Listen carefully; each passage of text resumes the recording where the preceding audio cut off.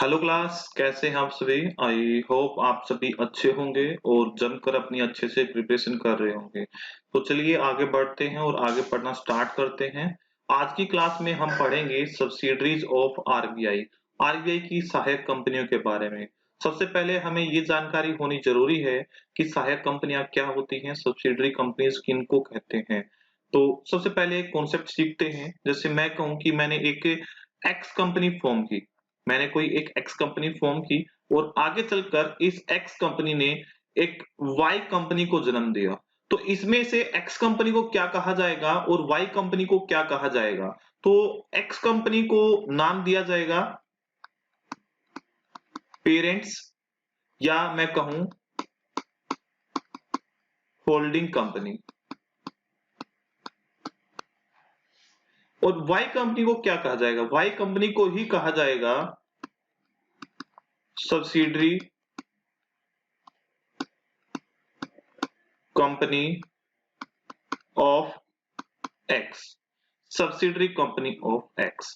इस तरह से आप याद कर लीजिए, जैसे एक्स पेरेंट है, उसने एक सन को जन्म दिया, तो वाई क्या है, मान लीजिए सन है। सब्सिडरी एस से सब्सिडरी और एस से सन है, इस तरह से मान लीजिए ये पेरेंट्स कंपनी होगी।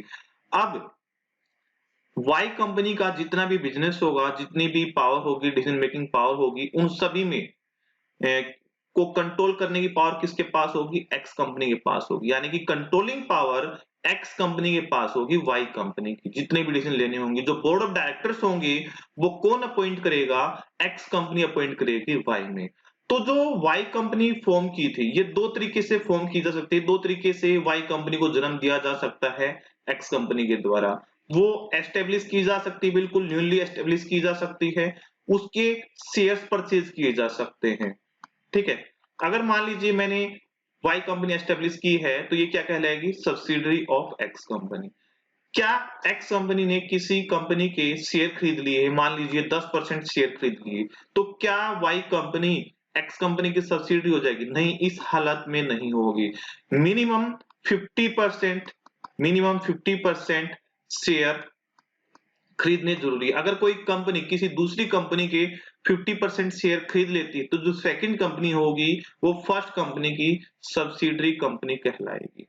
आई थिंक आपको ये कॉन्सेप्ट क्लियर हुआ होगा। जो कंपनी फॉर्म करती है कोई एक्स्ट्रा कंपनी, उसको पेरेंट्स कंपनी कहते हैं। क्लियर है। जैसे मैं कहूं कि एक्स की जगह पर आप एसबीआई बैंक रख लीजिए। एसबीआई बैंक क्या होगा, एसबीआई बैंक क्या होगा, पेरेंट्स कंपनी होगी या होल्डिंग कंपनी होगी। वाई की जगह पे आप रख लीजिए एसबीआई कार्ड, जो आपको क्रेडिट कार्ड इशू करती है, ये क्या कहलाएगी, एसबीआई बैंक की सब्सिडरी कंपनी कहलाएगी। तो आपको सब्सिडरी का कॉन्सेप्ट क्लियर हुआ होगा। सब्सिडरी कंपनीज को कहां पर डिफाइन किया गया, सब्सिडरी कंपनीज को मैं पूछूं आपसे कहां पर डिफाइन किया गया। अगर मुझे जानना हो कि कोई कंपनी कैसे सब्सिडरी कंपनी बनाती है, उसको रूल रेगुलेशन कैसे होते हैं, तो उसकी जानकारी मुझे कहां पर मिलेगी। इसकी जानकारी मुझे अगर चाहिए तो मुझे जाना होगा कंपनीज एक्ट के अंदर, जहां पर कंपनी के फॉर्मेशन से लेकर वाइंडिंग अप तक की जानकारी होती है। तो किस कंपनी एक्ट के अंदर जाना पड़ेगा, कंपनीज एक्ट 2013। कंपनीज एक्ट 2013 के अंदर कंपनी के फॉर्मेशन से लेकर वाइंडिंग अप तक की सारी रेगुलेशन, रेगुलेशन के लिए रूल रेगुलेशंस दिए होते हैं। ठीक है। तो वहीं पर आपको सब्सिडीज कंपनी के फॉर्मेशन, कंट्रोल, रेगुलेशन की जानकारी मिलेगी। तो ये एक्ट तो काफी बड़ा है, इसमें कहां पर मिलेगी, तो कंपनीज एक्ट 2013 के सेक्शन 2 के अंदर, ध्यान देना भाई, सेक्शन 2 के अंदर सब्सिडीज कंपनीज के बारे में डिफाइन किया गया है। Not only the subsidies of RBI, किसी भी तरह की किसी भी कंपनी की सब्सिडीज की जानकारी, डेफिनेशन कहां, उसके लिए रूल रेगुलेशन कहां पर डिफाइन किए गए हैं, कंपनीज एक्ट 2013 के सेक्शन 2 के अंदर डिफाइन किया गया है। आई थिंक आपको अभी चीजें क्लियर हो गई होंगी बिल्कुल डिटेल में। मैंने क्या समझाया है आपको, हमारा टॉपिक था सब्सिडीज ऑफ आरबीआई आरबीआई की सहायक कंपनियों के बारे में। उससे पहले मैंने आपको एक कॉन्सेप्ट सिखाया कि सब्सिडरीज कंपनी किनको कहा जाता है। मान लीजिए कोई एक्स कंपनी है, उसको पेरेंट्स कंपनी या होल्डिंग कंपनी कहा जाएगा। होल्डिंग कंपनी क्यों कहा गया? क्योंकि एक्स कंपनी वाई कंपनी के शेयर्स होल्ड करती है, इसलिए उसको क्या कहा? होल्डिंग कंपनी कह दिया। क्लियर है? आज के टाइम में बहुत सारी कंपनियां क्या है, सब्सिडरीज ओपन किए हुए हैं। अपनी कंपनी को ही देख लीजिए, जैसे अड्डा 247। अड्डा 247 की सब्सिडरी कंपनी क्या है? Carrier power. क्या है? Carrier power. तो कैरियर पावर क्या होगी? सब्सिडरी होगी किसकी? अड्डा 247। दरअसल देखिए, ध्यान से देखिए, सबसे पहले फॉर्म की गई थी कैरियर पावर कंपनी और बाद में अड्डा 247 आई थी, लेकिन इसको बाद में उल्टा कर दिया गया। अड्डा को पेरेंट्स कंपनी बना दिया गया और कैरियर पावर को सब्सिडरी कंपनी बना दिया गया। ठीक है? इसके अंदर क्या कर दिया गया कि अड्डा 247 कंपनी जो फॉर्म की गई, उसने कैरियर पावर के क्या है, इस तरह से दिखा दिया गया कि ये इसकी सब्सिडरी कंपनी है, यूनिट है इसकी। क्लियर? मैंने एक आपको अपना पर्सनल आपको एग्जांपल दे दिया है। आई थिंक आपको ये चीज क्लियर हो गई होगी। अब आगे एक और कॉन्सेप्ट आता है, भाई ये सब्सिडरी तो हो गई, तो सब्सिडरी होने के लिए कितने परसेंट की शेयर की रिक्वायरमेंट है? मिनिमम 50% शेयर होने जरूरी है।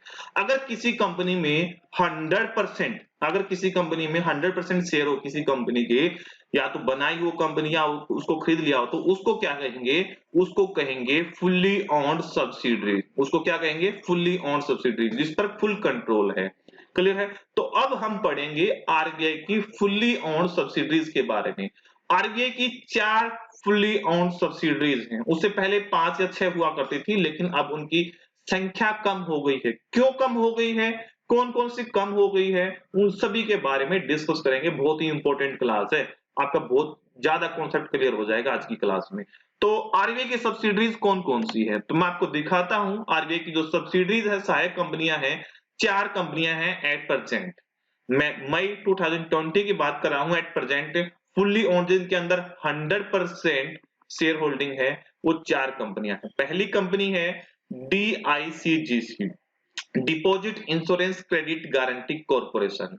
क्या फुल फॉर्म बताई मैंने? Deposit insurance credit guarantee corporation. दूसरी है बीआरबीएनएमपीएल। बीआरबीएनएमपीएल भारतीय रिजर्व बैंक नोट मुद्रण प्राइवेट लिमिटेड। भारतीय रिजर्व बैंक नोट मुद्रण प्राइवेट लिमिटेड, हिंदी के नाम को इंग्लिश में लिखा गया है ज्यों का त्यों। ठीक है? तीसरी कंपनी है rabbit, REBIT, reserve bank information technology private limited. Reserve, RE से क्या बनेगा? Reserve bank information technology private limited. Fourth है इफ्ताज, इफ्ताज, IFTAS, Indian financial technology and allied services. Allied का मतलब क्या आता है? उससे संबंधित। अलाइड का मतलब क्या आता है? उसके संबंधित जो भी काम होते हैं, अलाइड सर्विसेज। ये 4 कंपनियां फुल्ली ओन्ड सब्सिडरी हैं एट प्रेजेंट। किसकी? आरबीआई की। अगर आप पुराने नोट्स पढ़ेंगे वहां पर, या कोई पुरानी वेबसाइट से आप पढ़ रहे हैं या किसी पुरानी बुक से पढ़ रहे हैं, तो वहां पर इससे ज्यादा भी सब्सिडरीज मिलेंगे आपको। एक एनएचबी सब्सिडरी भी वहां पर दिखाई देगी। क्या एनएचबी प्रेजेंट में भी आरबीआई की सब्सिडरी है? नहीं, ना तो एनएचबी है। एनएचबी किसके लिए स्टैंड करता है? National housing bank. National housing bank, इसकी फुल फॉर्म भी आती है काफी बार एग्जाम में। और दूसरा है NABARD, national bank for agriculture and rural development. अब ये दोनों आरबीआई की सब्सिडरी नहीं है, हुआ करती थी, पहले हुआ करती थी। ठीक है? अब जो एनएचबी है वो आपके मार्च 2019 से एनएचबी की सब्सिडरी नहीं है। क्लियर है? और नाबार्ड भी नहीं है। ठीक है? नाबार्ड 2010 से नहीं है। तो इनको भी मैं डिटेल में डिस्कस करूंगा आगे आने वाली स्लाइड्स के अंदर। यहां पर मैं आपसे क्वेश्चन पूछ लेता हूं, या मैं आपको बता देता हूं, मैं ही बता देता हूं आपको कि एग्जामिनर आपसे किस तरह से क्वेश्चन फॉर्म करेगा। यहां से सबसे पहले आपसे वो इन सब्सिडीज की फुल फॉर्म पूछेगा। क्या पूछेगा? फुल फॉर्म आपको याद होना चाहिए। डीआईसीजीसी, बीआरबीएनएमपीएल, रैबिट और इफ्ताज की कंप्लीट फुल फॉर्म। एक एक क्वेश्चन तो यहां से बनता है। सेकंड टाइप क्वेश्चन का क्या बनता है? सेकंड टाइप बनता है कि विच of the following is now note the subsidiary of RBI. अब इनमें से कौन सी आरबीआई की सब्सिडरी नहीं है, एक क्वेश्चन ये बनता है। तो एनएचबी और नाबार्ड नहीं है, या कोई और दी हो तो वो भी नहीं होगी। दूसरा क्वेश्चन बनेगा which of the following are the subsidiaries of RBI. इनमें से कौन कौन सी आरबीआई की सब्सिडरी है। आपको 6 के 6 नाम दे देंगे, आपको क्या बताना होगा कि ये जो पहले 4 नाम दिए गए हैं यही आरबीआई की सब्सिडरी है। क्लियर हुआ। फिर इनकी डिटेल की मैं बात करता हूं आपसे। डिटेल की मैं बात करूं तो सबसे जो इंपॉर्टेंट है वो ये 2 कंपनियां हैं, और इन 2 कंपनी में से भी ये सुपर इंपॉर्टेंट है। ठीक है, ये डीआईसीजीसी है जो सुपर इंपॉर्टेंट है। इनके बारे में डिटेल में डिस्कशन करेंगे। जो लास्ट की 2 सब्सिडरीज हैं इनके बारे, इनमें से एग्जाम में अभी तक कुछ नहीं पूछा गया है, आज तक कुछ नहीं पूछा गया है, लेकिन मैंने फिर भी आपकी एक्स्ट्रा इंफॉर्मेशन के लिए इन दोनों के यहां पर नाम डाल दिए हैं, और इन दोनों की आपको फुल फॉर्म याद करनी है।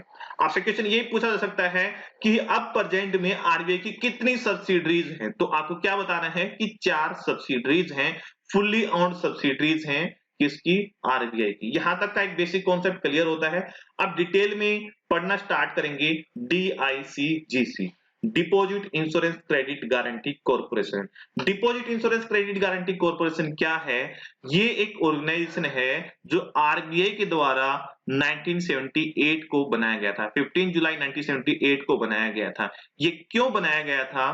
ताकि जो डिपॉजिटर्स हैं या आप बैंकों के अंदर पैसा डिपॉजिट करते हैं, उसमें बैंकों में पैसा डिपॉजिट करने से ना डरें, आपको आपके पैसे पर, आपकी डिपॉजिट्स पर इंश्योरेंस प्रोवाइड कराने के लिए ऑर्गेनाइजेशन बनाया गया था।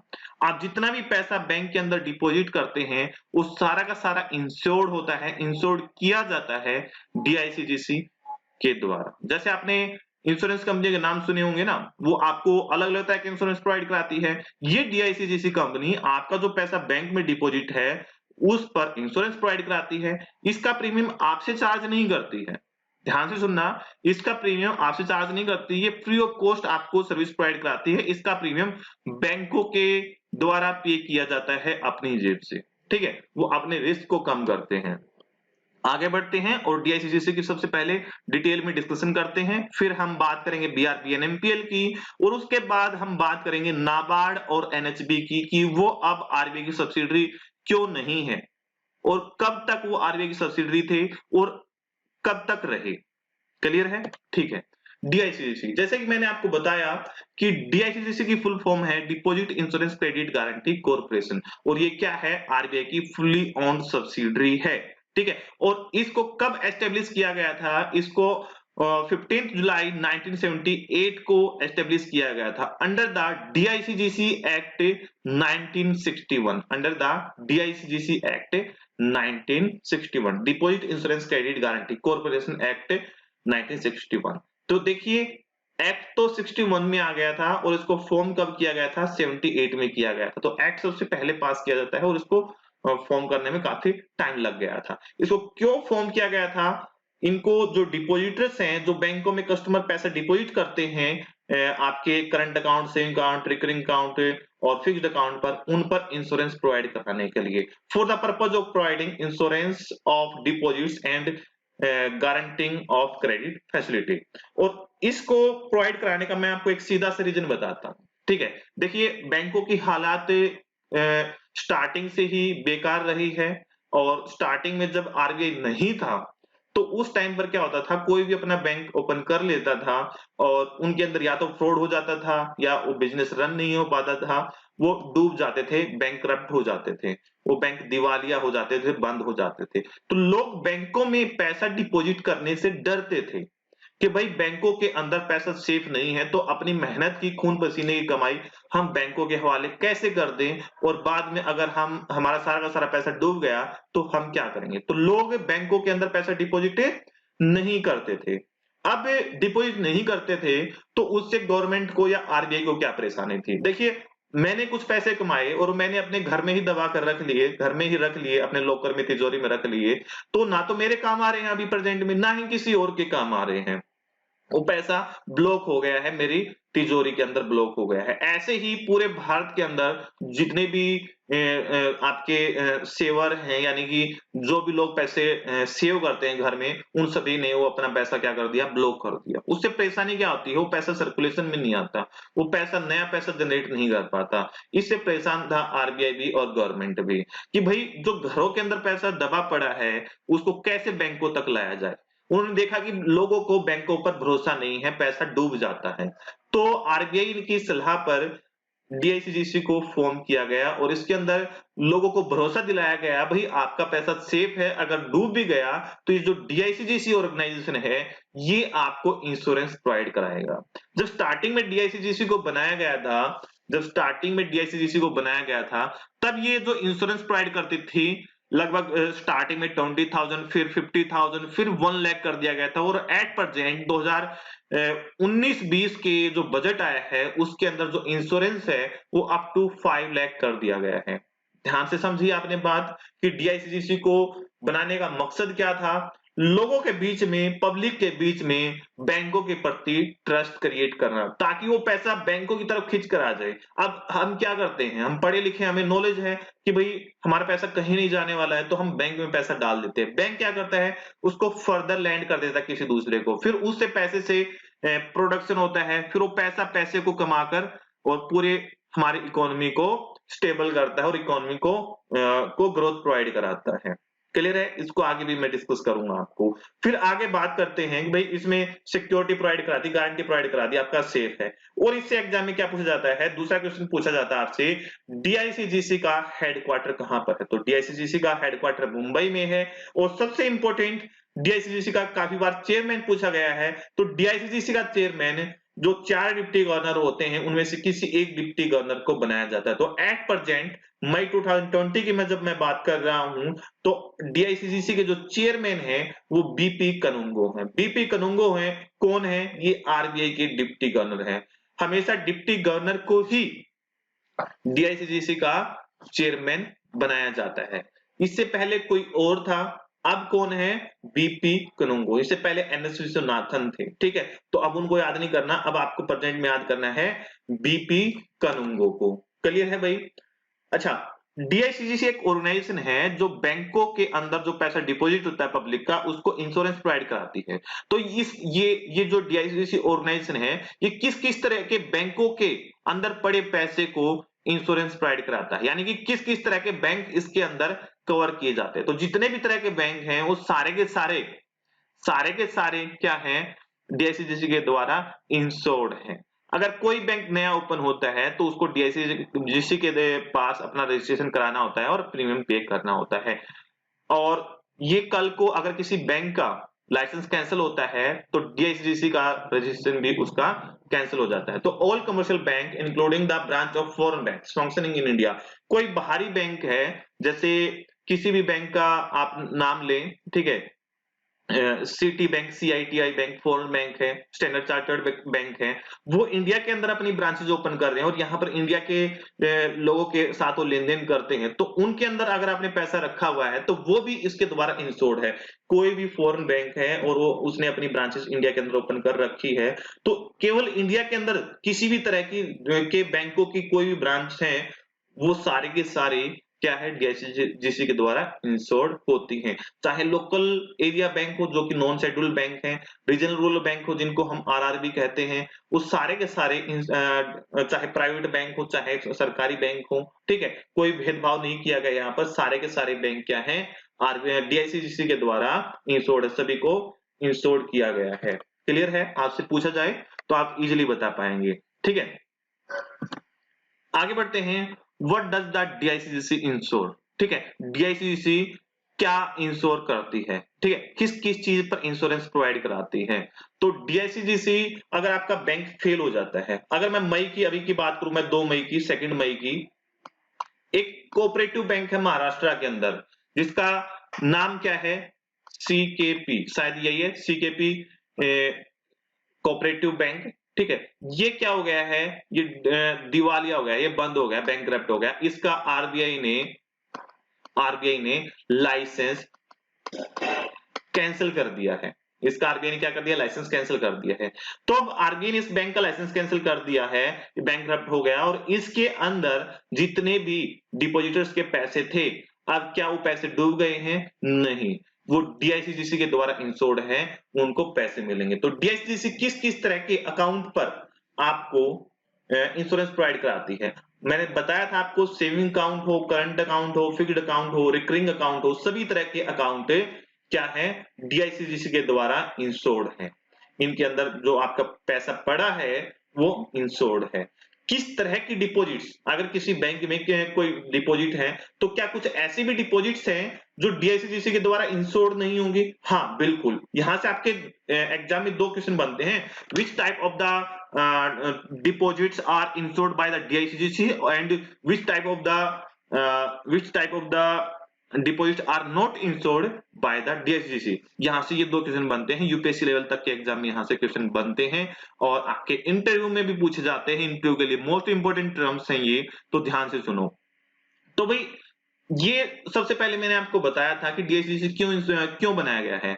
पब्लिक को ट्रस्ट नहीं हो रहा था बैंकों में पैसे डिपॉजिट करते हुए, ठीक है, पब्लिक पैसा डिपॉजिट करने से डरती थी, तो पब्लिक के लिए बनाया गया था। तो पब्लिक की जितनी भी डिपॉजिट होंगी वो सारी की सारी इंश्योर्ड होंगी, बाकी नहीं होंगी। तो कौन सी नहीं होंगी? सबसे पहले मैं बात करता हूं डिपॉजिट्स ऑफ फॉरेन गवर्नमेंट। मान लो यूएसए की गवर्नमेंट है, उसने इंडिया में कोई अकाउंट ओपन करा रखा है, और वहां पर वो जिस बैंक में अकाउंट ओपन कराया वो बैंक डूब जाता है, तो उसकी जितनी भी डिपॉजिट्स होंगी, किसी विदेशी सरकार की भी, फॉरेन गवर्नमेंट की कुछ डिपॉजिट्स हैं किसी बैंक में, और वो बैंक डूब जाता है, तो वो इंश्योर्ड नहीं होंगी डीआईसीजीसी के द्वारा, उस पर डीआईसीजीसी क्लेम प्रोवाइड नहीं करेगा। ठीक है, deposits of central and state government, जो हमारे स्टेट गवर्नमेंट से, जैसे हरियाणा, पंजाब, ठीक है, उत्तराखंड, हिमाचल प्रदेश, इन्होंने किसी बैंक में मान लो सीकेपी में ही पैसे डिपॉजिट कर रखे हैं, तो वो भी इंश्योर्ड नहीं होंगे। ठीक है, सेंट्रल गवर्नमेंट के भी पैसे इंश्योर्ड नहीं होंगे, वो डूब जाएंगे।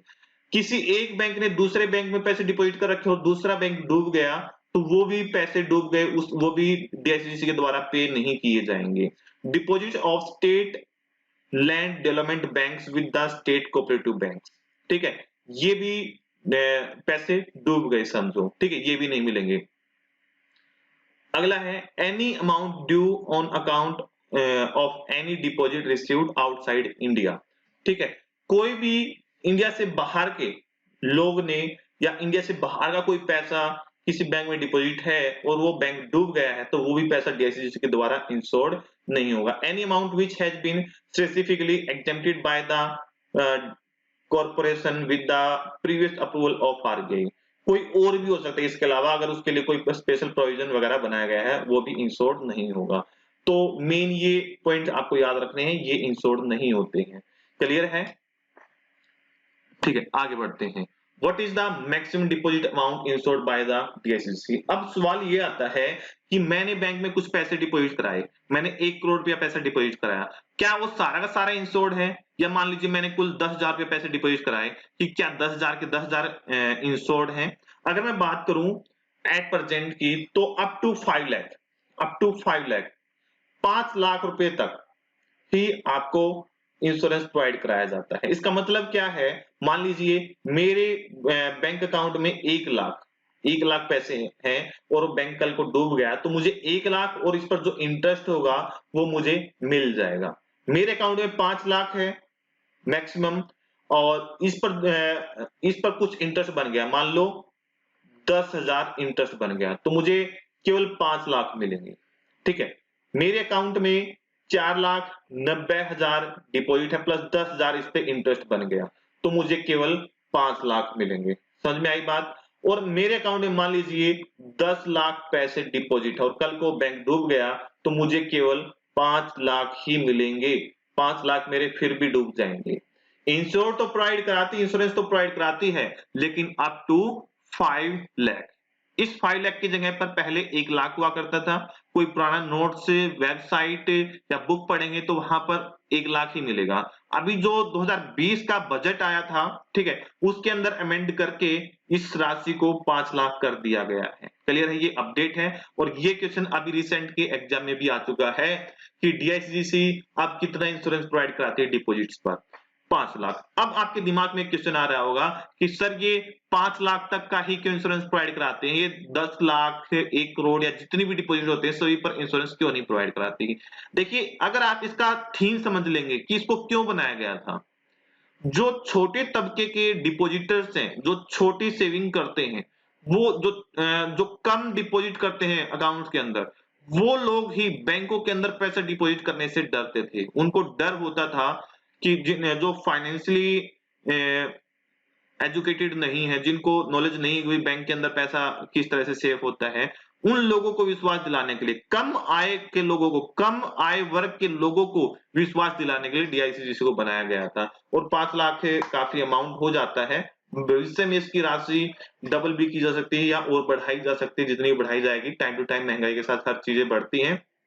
तो मेनली निम्न आय वर्ग के लोगों को विश्वास दिलाने के लिए, बैंकों में विश्वास दिलाने के लिए इसको बनाया गया था, ना कि मुकेश अंबानी या किसी बड़े उद्योगपति को या बड़े बिजनेसमैन को या हाई इनकम ग्रुप के लोगों को इसमें मैं कहूं कि ट्रस्ट के लिए ये बनाया गया था। चाहे किसी भी तरह का कस्टमर हो, उसको इंश्योरेंस, चाहे छोटा है चाहे बड़ा है, चाहे आप हैं चाहे मुकेश अंबानी है, 5 लाख रुपए तक का इंश्योरेंस मिलेगा। 5 लाख से ज्यादा अगर आपने पैसे रखे हैं तो वो नहीं मिलेंगे आपको, अगर किसी भी इवेंट में आपका बैंक फेल हो जाता है। ठीक है, आपको इंश्योरेंस मिलता है प्रिंसिपल और इंटरेस्ट दोनों पर अप टू 5 लाख रुपीज। ठीक है, अच्छा, अब एक क्वेश्चन है, if the customer has account in different banks, all of these accounts are insured to maximum of, अगर मान लीजिए मेरे पास एक एसबीआई है, मैं थोड़ा इसको रब कर लेता हूं,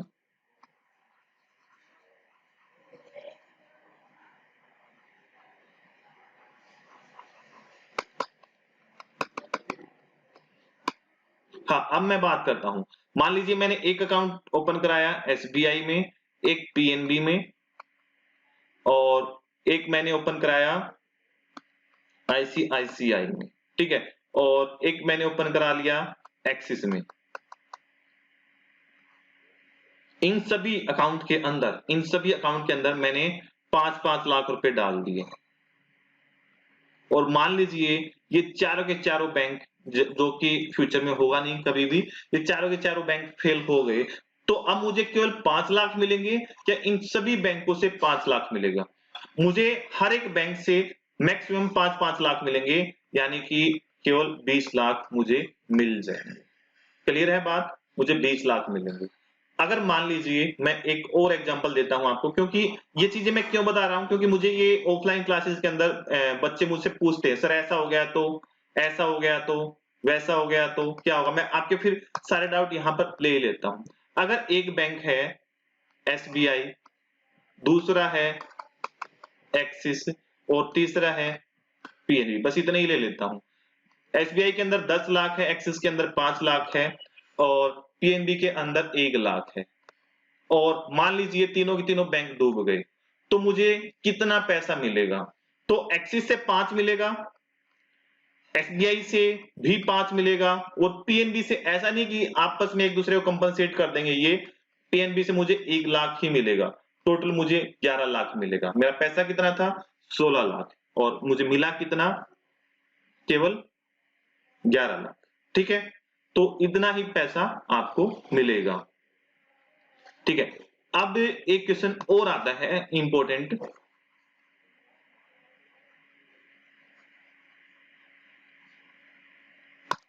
सर मेरा अकाउंट है एसबीआई में।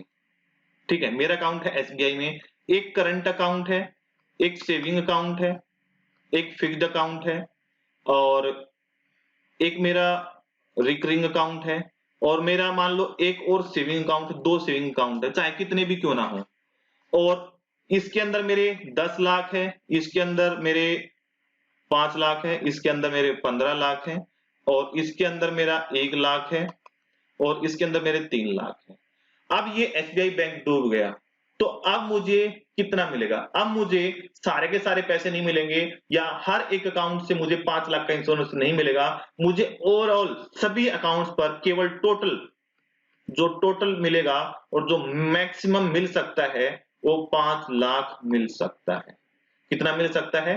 5 लाख मिल सकता है, इससे ज्यादा नहीं मिलेगा। इन सभी अकाउंट्स को सिंगल अकाउंट ट्रीट किया जाएगा, किसके द्वारा? डीआईसीजीसी के द्वारा। However, if there are more account in same bank, all of those are treated as a single account. The insurance premium is paid by the insured bank itself. आपको इसके लिए, जैसे आप लाइफ इंश्योरेंस लेते हैं उसके लिए आप प्रीमियम पे करते हैं, आपको इस पर कोई प्रीमियम पे करने की जरूरत नहीं है, आपका बैंक इस पर प्रीमियम पे करता है। आई होप आप डीआईसीजीसी के बारे में सारी चीजें समझ गए होंगे। क्या याद रखना है? डीआईसीजीसी का हेडक्वार्टर कहां पर है, डीआईसीजीसी की फुल फॉर्म क्या है, डीआईसीजीसी को कौन ओन करता है, यानी किसकी सब्सिडरी है, डीआईसीजीसी कब बनाई गई थी, 78 में बनाई गई थी, कितना मैक्सिमम इंश्योरेंस प्रोवाइड कराती है, कि इस तरह की डिपॉजिट पर आपको इंश्योरेंस प्रोवाइड नहीं कराती। ये सारी चीजें याद रखनी है, मैंने समराइज करवा दिया है, ठीक है। आरबीआई की एक सब्सिडरी के बारे में हमने पढ़ लिया है। अगला है बीआरबीएनएमपीएल। बीआरबीएनएमपीएल क्या होता है भाई? आरबीआई की ही सब्सिडरी है, भारतीय रिजर्व बैंक नोट मुद्रण प्राइवेट लिमिटेड। हिंदी के नाम को इंग्लिश में लिख दिया गया भाई, जैसे आप व्हाट्सएप के मैसेज करते हैं ऐसे ही लिख दिया गया, भारतीय रिजर्व बैंक नोट मुद्रण प्राइवेट लिमिटेड। फुल फॉर्म याद कर लीजिए, याद करनी पड़ेगी, एग्जाम में आती है, ठीक है। ये क्या करती है? जैसे ही नाम से ही जाहिर हो रहा है, भारतीय रिजर्व बैंक नोट मुद्रण, यानी कि ये ऐसी कंपनी है आरबीआई की जो आरबीआई के लिए करेंसी नोट प्रिंट करती है, और इस पर पूरा कंट्रोल किसका है? आरबीआई का है, आरबीआई ओन करता है इसको, ठीक है। तो इसकी दो फैक्ट्रियां भी हैं जो हम अभी आगे डिस्कस करेंगे कि कहां कहां पर ये करेंसी नोट प्रिंट करती हैं, इसके बारे में सारा जानना स्टार्ट करते हैं, ठीक है। जैसे मैंने फुल फॉर्म बताई थी, भारतीय रिजर्व बैंक नोट मुद्रण प्राइवेट लिमिटेड, बीआरबीएनएमपीएल। देखिए 2-3 बार रटिए, याद हो जाएगा, बीआरबीएनएमपीएल, ठीक है। इसके एट प्रेजेंट चेयरमैन कौन है? श्री बीपी कनुंगो। मैंने अभी बताया था ये कौन है? डिप्टी गवर्नर है आरबीआई के। डीआईसीजीसी और बीआरबीएनएमपीएल के जो चेयरमैन होते हैं वो आरबीआई के डिप्टी गवर्नर होते हैं, और उसमें से किसको अपॉइंट किया गया है? दोनों में सेम पर्सन है, बीपी कनुंगो। इसका हेडक्वार्टर कहां पर है? इसका हेडक्वार्टर बंगलुरु में है। कहां पर है? हेडक्वार्टर बंगलुरु में। लेकिन डीएचडीसी का हेडक्वार्टर कहां पर था? मुंबई में था, ठीक है। तो इसको एस्टेब्लिश कब किया गया था? इसको एस्टेब्लिश किया गया था 3 फेब ऑफ 1995। 1995 में 3 फरवरी को इसको फॉर्म किया गया था, किसको? बीआरबीएनएमपीएल को, ठीक है।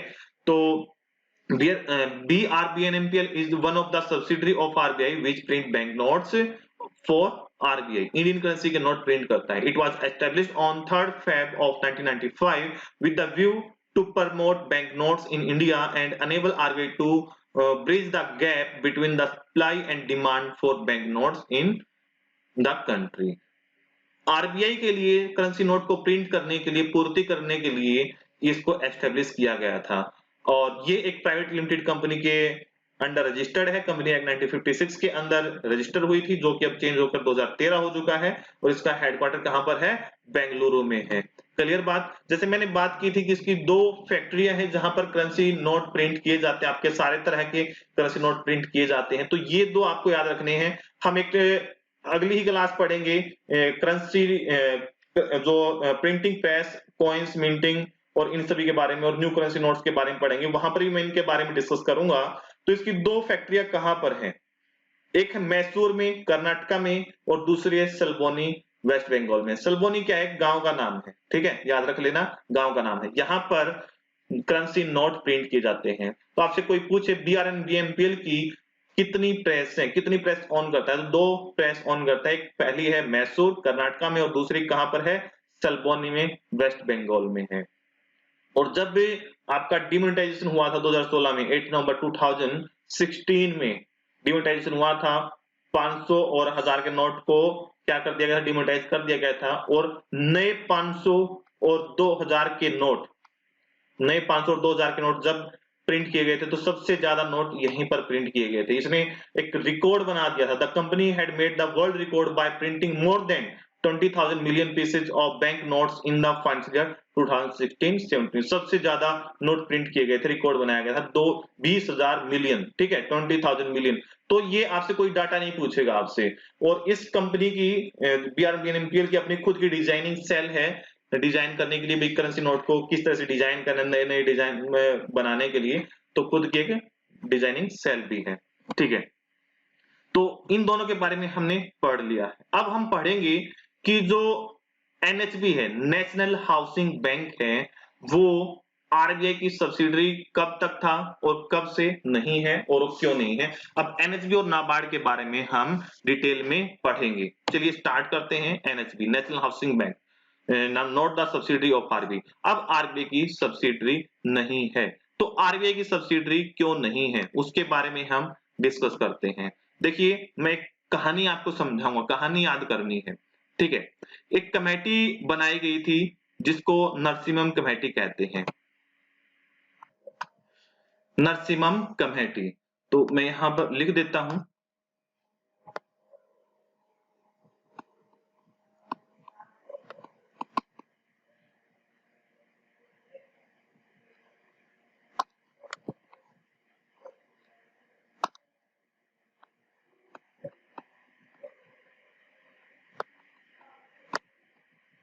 नरसिम्हम सेकंड कमेटी कब बनाई गई थी? ये 1998 में बनाई गई थी। इसको एक और नाम से भी जानते हैं,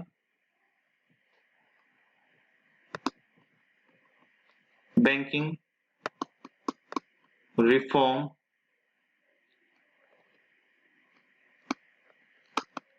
कमेटी, या कह सकते हैं committee on banking reforms, committee on banking reforms.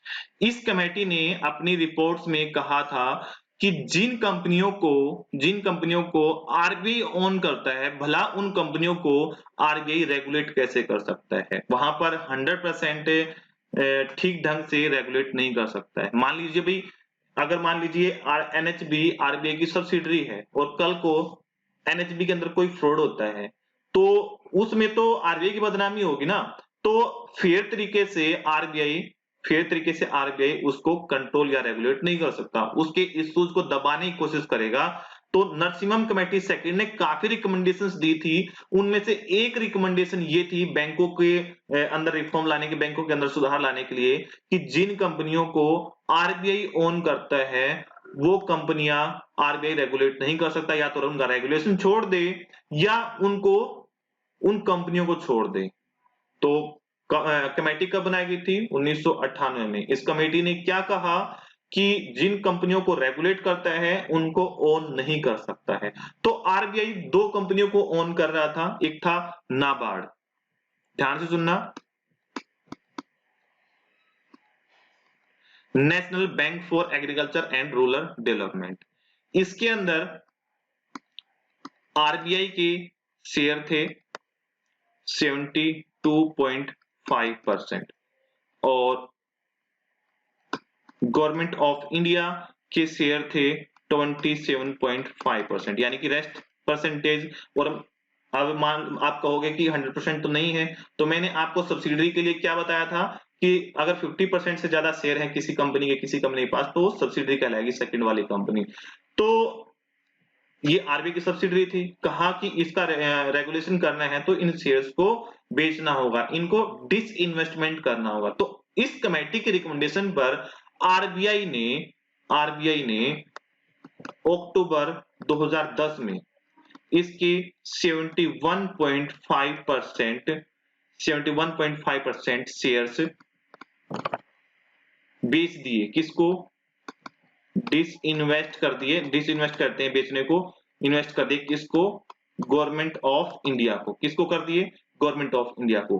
कितने रुपए में कर दिए? कितने रुपए में कर दिए? अब ये कर दिए रुपीज 1430 में, 1430 करोड़ रुपए में शेयर बेच दिए। अभी भी कितनी परसेंट शेयर होल्डिंग बची हुई थी? अभी 1% शेयर होल्डिंग बची हुई थी। कितनी? 1%। 1% शेयर होल्डिंग बची हुई थी। तो इस शेयर होल्डिंग को फेब 2019 में 20 करोड़ रुपए में गवर्नमेंट ऑफ इंडिया को फिर से बेच दिए।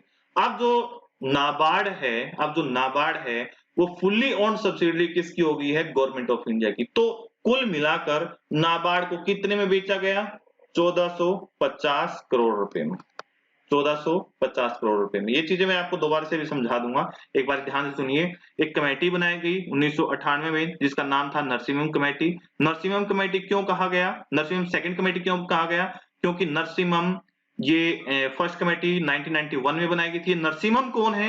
ये नरसिम्हम आरबीआई के एक्स गवर्नर रह चुके हैं, ठीक है। तो ये इस कमेटी का सही नाम क्या था? बैंकिंग रिफॉर्म कमेटी या कमेटी ऑन बैंकिंग रिफॉर्म्स कह सकते हैं। इसने कहा जिन कंपनियों को आरबीआई ओन करता है उनका रेगुलेशन ठीक ढंग से नहीं कर सकता तो उनके शेयर्स गवर्नमेंट को बेच देने चाहिए। इस कमेटी की रिकमेंडेशन पर 1998 2001 की रिकमेंडेशन पर आगे चलकर 2010 में 71.5% शेयर गवर्नमेंट ऑफ इंडिया को बेच दिए। कितने में? 1430 करोड़ रुपए में बेच दिए। जो 1% रिमेनिंग शेयर्स थे उनको फेब 2010 के अंदर 20 करोड़ में बेच दिया गया। यहां तक तो आरबीआई नाबार्ड की कहानी समझ में आई होगी कि नाबार्ड को अब आरबीआई की सब्सिडरी क्यों नहीं कहा जाता? 2010 से इसको नहीं कहा जाता है नाबार्ड को आरबीआई की सब्सिडरी। रीजन क्या है? डिसइन्वेस्टमेंट हो गया था। अब मैं थोड़ा सा इसको रब कर देता हूं, ठीक है।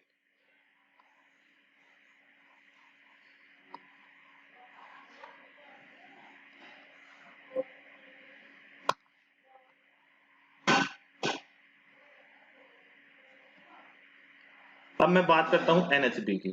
एनएचबी के अंदर 100% शेयर थे किसके? गवर्नमेंट ऑफ इंडिया के।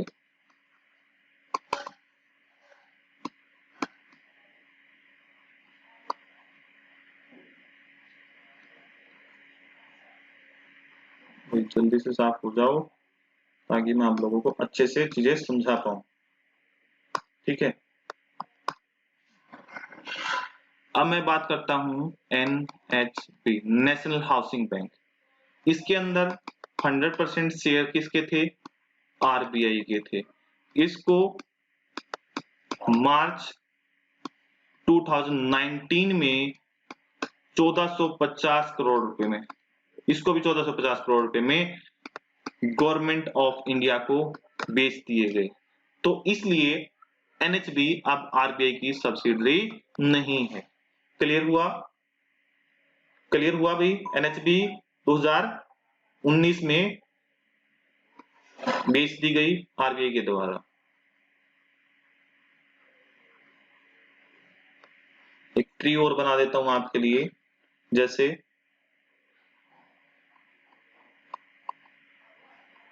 नरसिम्हम कमेटी है। इधर मैं बात करता हूं नाबार्ड की, ठीक है। नाबार्ड के अंदर शेयर होल्डिंग की मैं बात करता हूं 72.5%। एक सेकंड रुकिए भाई।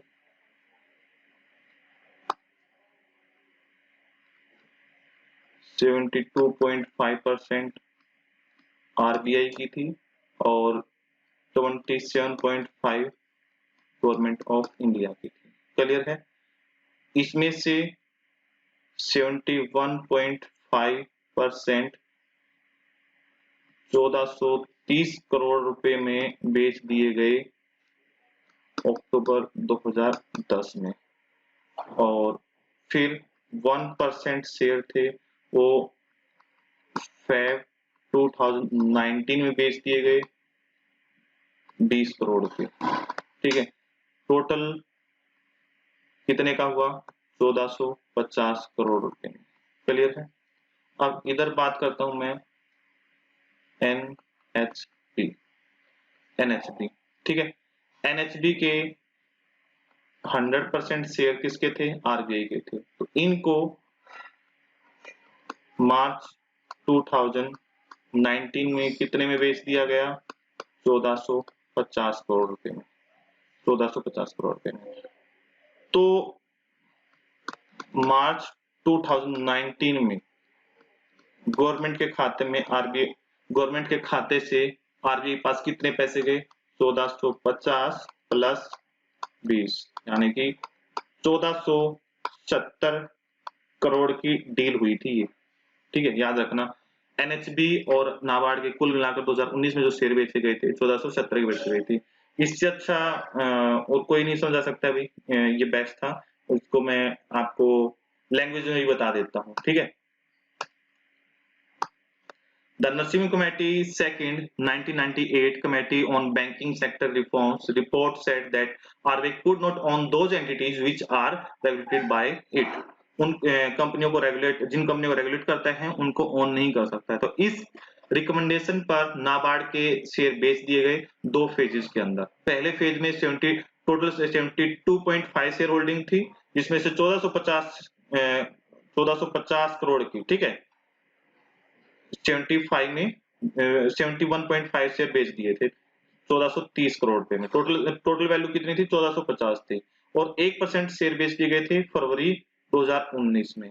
और आरबीआई ने टोटल एनएचबी का जो शेयर बेचा है वो भी 1450 करोड़ में बेचा है मार्च 2019 में। और अब इन दोनों की शेयर होल्डिंग किसके पास चली गई है? गवर्नमेंट ऑफ इंडिया के पास चली गई है। तो आगे बढ़ते हैं। एनएचबी क्या है? एनएचबी के बारे में पढ़ते हैं। तो पहले थे एनएचबी आरबीआई की सब्सिडरी, अब किसकी सब्सिडरी कही जाएगी? ये national housing bank is the fully owned subsidiary of government of India. इसको कब एस्टेब्लिश किया गया था? 9 जुलाई 1988 को, 9 जुलाई ऑफ 1988 के अंदर इसको एस्टेब्लिश किया गया था।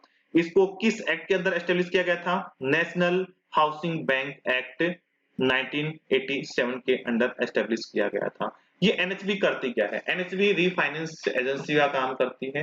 ठीक है, बैंकिंग सेक्टर्स के अंदर। तो एनएचबी क्या है? एक रीफाइनेंस फैसिलिटी प्रोवाइड कराती है आपको। किस तरह से प्रोवाइड कराती है? जैसे हाउसिंग के अंदर जितनी भी एनबीएफसीज हैं या बैंक हाउसिंग के अंदर जितने भी लोन देते हैं, जितनी भी कंपनियां काम करती हैं, उन सभी को रेगुलेट करती, रेगुलेटरी बॉडी है। जैसे हाउसिंग के लिए कोई भी कंपनी उन सभी को रेगुलेट करती है। अगर हाउसिंग सेक्टर में पैसा कम पड़ जाए तो आरबीआई एनएचबी को फंडिंग करता है और एनएचबी हाउसिंग फाइनेंस कंपनीज को फंड प्रोवाइड करती है ताकि हाउसिंग सेक्टर में क्या हो, ज्यादा ज्यादा इन्वेस्टमेंट हो सके। NHB has been established with the objective to operate as an principal agency to promote the housing finance institutions both at local and regional levels to provide financial and other support such institutes. जो मैंने बताया अभी आपको उसका same मतलब है। ठीक है, और क्या याद रखना है आपको एनएचबी के बारे में? इसका हेडक्वार्टर कहां पर है? न्यू दिल्ली के अंदर है। इसके सीईओ कौन है? भाई याद रखना है, इसके सीईओ चेंज हो चुके हैं। पहले दक्षिता दास थी, ठीक है। अब कौन है? शरद कुमार होता। शरद कुमार होता। ये कब अपॉइंट किए गए हैं? 27 जून 2019 को अपॉइंट किए गए। ये चीजें आपको याद रखनी है। ऑब्जेक्टिव मैंने बताया था, to promote a sound healthy visible a cost effective housing system to all segment of the population. सभी लोगों को एक अच्छे से घर प्रोवाइड कराना, सभी को रहने के लिए फैसिलिटी प्रोवाइड कराना, उसके लिए घर बनाने के लिए फाइनेंस प्रोवाइड कराना, यही मेन ऑब्जेक्टिव है एनएचपी का। ठीक है, और यहाँ पर कुछ और ऑब्जेक्टिव दिए गए हैं, वो आप पढ़ सकते हैं। कुल मिलाकर जो थीम है, हाउसिंग सेक्टर के अंदर फाइनेंस को की सप्लाई को बनाए रखना, यही मेन ऑब्जेक्टिव है। ये किन को रेगुलेट करती है? हाउसिंग फाइनेंस कंपनीज को रेगुलेट करती है। क्लियर है? अब बात करता हूं मैं नाबार्ड की। नाबार्ड से आपके एग्जाम में क्या पूछा जा सकता है? नाबार्ड वैसे सब्सिडरी नहीं है, तो लेकिन फिर भी मैं इसका डिस्कशन कर रहा हूं। कहीं और भी करूंगा इसका डिस्कशन, लेकिन यहां पर जरूरी है। National bank for agriculture and rural development. NA से क्या बनता है? नेशनल बनता है। बी से बैंक, ए से एग्रीकल्चर, आर से रूरल, डी से development. National bank for agriculture and rural development. ये याद रखना है आपको यहाँ पर कि किस कमेटी की रिकमेंडेशन पर नाबार्ड को बनाया गया था? B Sivaraman committee. Most important, नोट कर लो, बी शिवारमन कमेटी। कब बनाया गया था? 12 जुलाई 1982 को। कब बनाया गया था? 12 जुलाई 1982 को। क्यों बनाया गया था? रूरल एरिया को डेवलपमेंट करने के लिए, रूरल एरिया के अंदर एग्रीकल्चर को बढ़ावा देने के लिए, एग्रीकल्चर सेक्टर को फाइनेंस प्रोवाइड कराने के लिए, उससे अलाइड संबंधित जो भी सेक्टर्स हैं उनको मदद करने के लिए बनाया गया था। किस एक्ट के अंदर बनाया गया था? नाबार्ड एक्ट 1981। तो ये 2-3 चीजें आपको याद रखनी है, ठीक है? इसको तीन पुराने ऑर्गेनाइजेशन को मर्ज करके बनाया गया है। It replaces the agriculture credit department, एक ये डिपार्टमेंट था, ये खत्म हो गया। इसके आने के बाद एक था rural planning and credit cell, RPCC, और तीसरा था agriculture refinance and development corporation, ARDC. इन तीनों को मर्ज करके क्या बनाया गया? नाबार्ड बनाया गया था, ठीक है? It is one of the premier agency providing the development credit in rural area. NABARD is India's specialized bank for agriculture and rural development. देखो, ये इस नाबार्ड के अंदर किसी के अकाउंट नहीं होते हैं। ये क्या है? एक रीफाइनेंस एजेंसी के तौर पर काम करता है और डेवलपमेंट के लिए प्रोजेक्ट्स बनाता है, पॉलिसीज वगैरह क्रिएट करता है रूरल एरिया के अंदर। मान लीजिए ये एग्रीकल्चर के लोन प्रोवाइड कराएगा, तो ये देगा, जैसे नाबार्ड है, मैं यहीं पर नाबार्ड यहाँ पर लिखता नहीं हूं, मैं वैसे ही समझा देता हूं आपको क्योंकि इसमें ज्यादा लग जाएगा। नाबार्ड बैंकों को फाइनेंस प्रोवाइड कराएगा और बैंक फार्मर्स को फाइनेंस प्रोवाइड कराएंगे। और नाबार्ड के पास पैसा कहां से आएगा? आरबीआई से आएगा, ठीक है? फंडिंग कहां से आएगी? आरबीआई से आएगी। तो ये इस तरह से काम करता है, इसमें डायरेक्ट अकाउंट नहीं ओपन होते हैं आपके, ठीक है? दूसरा है, ये क्वेश्चन अभी लास्ट ईयर पूछा गया था एग्जाम में कि नाबार्ड की शेयर कैपिटल कितनी है। तो नाबार्ड की जो अथोराइज शेयर कैपिटल, यानी कि जितने रुपए तक के ज्यादा से ज्यादा शेयर इशू किए जा सकते हैं, वो 30,000 करोड़ है। याद रखना, मोस्ट इंपोर्टेंट है, नाबार्ड के शेयर कितने हैं? 30,000 करोड़ है। अथोराइज कैपिटल कितनी है? 30,000 करोड़ है, ठीक है? इससे आगे आपसे पूछ सकते हैं कि नाबार्ड का हेडक्वार्टर कहां पर है? नाबार्ड का हेडक्वार्टर मुंबई में है। इसके चेयरमैन कौन है? हर्ष कुमार भनवाला। मोस्ट इंपोर्टेंट, काफी बार आपके एग्जाम में पूछा गया, हर्ष कुमार भनवाला इसके क्या है? चेयरमैन है, ठीक है? नाबार्ड का एक फंड भी है, उसका भी नाम याद रख लो, जिसका नाम है RID एक्ट। इसकी फुल फॉर्म आ जाती है कई बार आपके एग्जाम में, rural infrastructure development fund, rural infrastructure development fund, ठीक है? इसको कहां पर पढ़ाऊंगा मैं आपको? RIDF को कहां पर पढ़ाऊंगा? जब मैं आपको एक टॉपिक पढ़ाऊंगा PSL का, प्रायोरिटी सेक्टर लैंडिंग, वहां पर इसका जिक्र करूंगा, याद रखना, ठीक है? अभी हमने पढ़ी आरबीआई की सब्सिडीज के बारे में, सब्सिडी क्या होती है, सब्सिडी कौन कौन सी है, वो उनके हेडक्वार्टर कहां पर, उनके इंपोर्टेंट पॉइंट कहां पर हैं, इन सभी चीजों के बारे में हमने आज क्लास में डिस्कस किया, मोस्ट इंपोर्टेंट थी और काफी अपडेटेड डाटा आपको दिया मैंने, ठीक है? और इन सभी स्लाइड्स को आपको क्या करना है? अपनी नोटबुक में नोट कर लेना है, ठीक है? देखो, मैं एक चीज बताता हूं आपको कि बैंकिंग का कोई सिलेबस नहीं होता। जो मैं आज पढ़ा रहा हूं, कल आउट ऑफ डेट हो सकता है। आउट ऑफ डेट क्या होगा?